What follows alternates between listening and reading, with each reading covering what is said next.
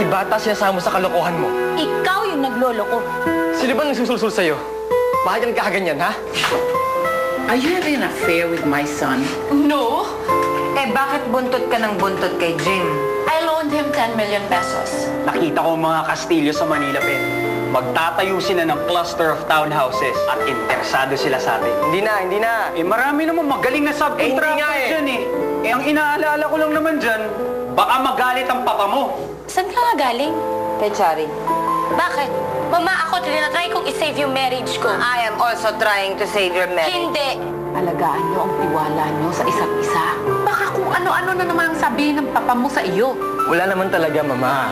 At sana ma-realize yung Mama na hindi lahat ng gagawin ko ay iikot sa pagpipris sa inyo ng Papa.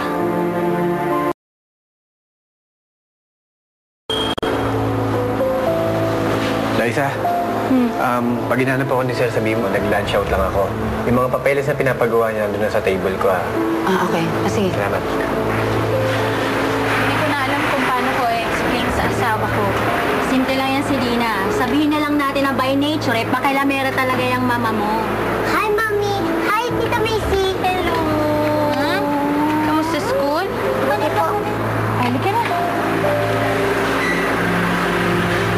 Hi, Tito Carlo! Hi.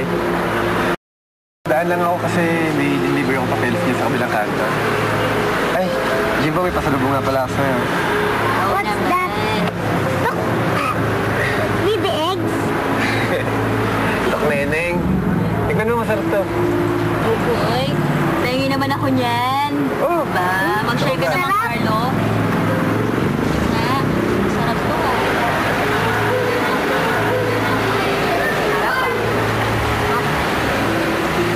Ano yung problema niyo sa bahay?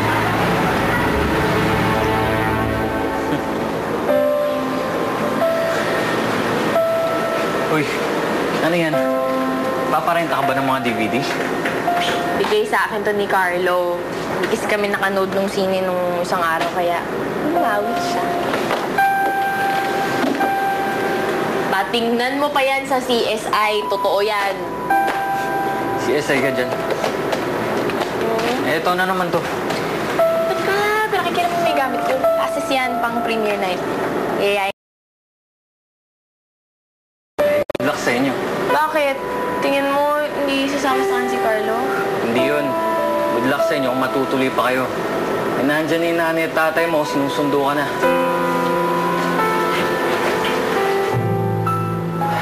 Sayang talaga yung Castillo project na yan. Kalahin mo, nasulot pa ng top competitor natin.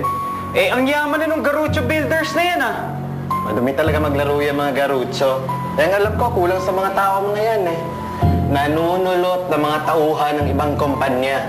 Pero hindi ako threatened. Kaya ba, masaya kayo dito?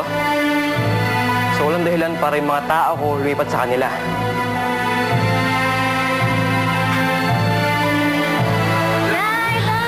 Anak, palit. Wala ko. Say-say mo, Tay. May magandang balita kami sa'yo. Nana na tayo sa loto. Nakapasa ang application mo sa London. Ito! Oo, anak. Tingnan mo.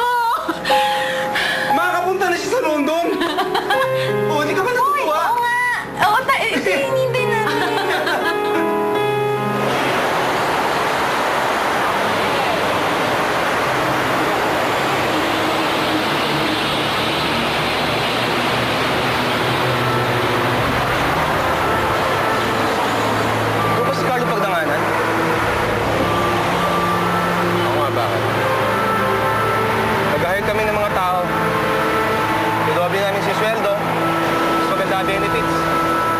Sa opisina namin. Doon yung address.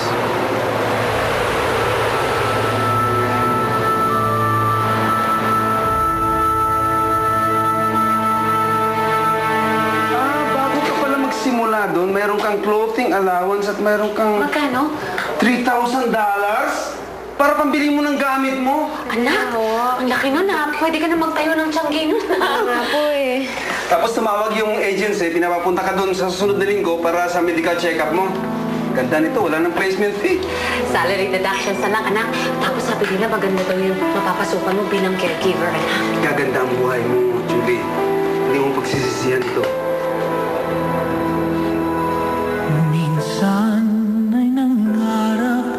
Ang puso ko sa'yo binigay, ang pangako, ikaw ang Marami na akong alam sa kumpanya ni Jim. sa bawat Kung tutuusin, mas matalino ako kaysa kay Jim. at pagtibok. Kung lilipat ako sa Garucho, mas may tsansa akong umangat at mabagsakin si Jim. Gaya ng Kapag lugmok na si Jim, akin na muli si Selena. gising sa Pinipirata ka? Parang DVD lang yun ah. Abago! Ika nga nila, spread your wings and fly. Like a butterfly. Pero pare, magandang offer yan. Kahit ako, hindi ko tatanggihan yun. Kaya nga, iniisip ko eh. Dahil alam ko, minsan lang dumating sa buhay ng tao to. Ito nga si Julie dito, mukhang tatanggi pa sa... Tatanggi naman, no? Wal? Ano ba dito? Wala pare. Pare, gumagana ba tong fax machine mo? Oo naman. Gumagana ba siya kahit magdamag? Oo pare. Bakit? Wala, may naiisip lang kasi ako eh.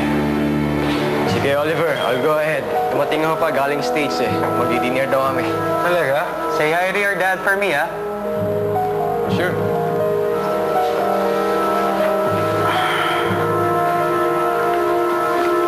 Sir, Pagtamaan. Overtime? ang dami pa pong dapat tapusin, sir eh. Go ahead. Ingat po.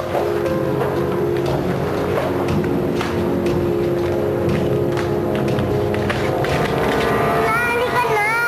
Sabi ni Lolo Tony, madami daw siyang gift for me. Alam ko, ito na nga eh. Si Jim? Doon na siya tutuloy, Mama. Hindi na daw siya sasabay sa atin. Siguro naiinis pa. Come, baby!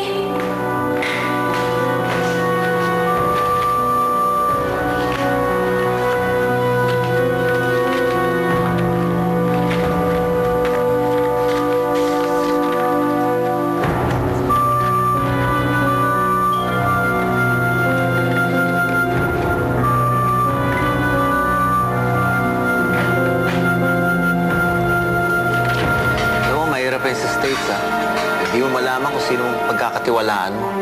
Yung iba dyan, akala mo nag-sponsor sa'yo. Yung pala, nag-espiya lang sa partido. Oo nga. Ang dami ng mga manloloko ngayon. Kumikira ng palihim, ha? Marami talaga. Balitaan ko pala, pinalampas mo raw yung Castillo Project. Hindi ba 5 hectares sa townhouses yun? Sayang rin yun, ah. Papa, kasi patong-patong na po yung projects natin eh. Baka hindi kayanin. Edi, isubcontract mo. Narinig niyo ba yun tungkol sa nag-crack na building? Kapag subcontractor, hindi ko nakabantayan ang quality ng trabaho. Natural lang nangyayari yung mga ganong bagay. Hirap naman nagpapa-apekto ka kaagad sa mga ganon. Papa, ayoko pong ilagay sa alanganin ng reputasyon ng kumpanya. Sa tingin ko, hindi naman ang tamang gawin eh. Sa tingin mo, parati ka namang mali eh. Alam mo, kung magnenegosyo ka, dapat sugod ka na ng sugod. Kung ganun lang eh, kung may na loob mo, huwag ka na mag-real estate. Buti pa eh, gumawa ka lang siguro ng mga kubo o kaya dampa.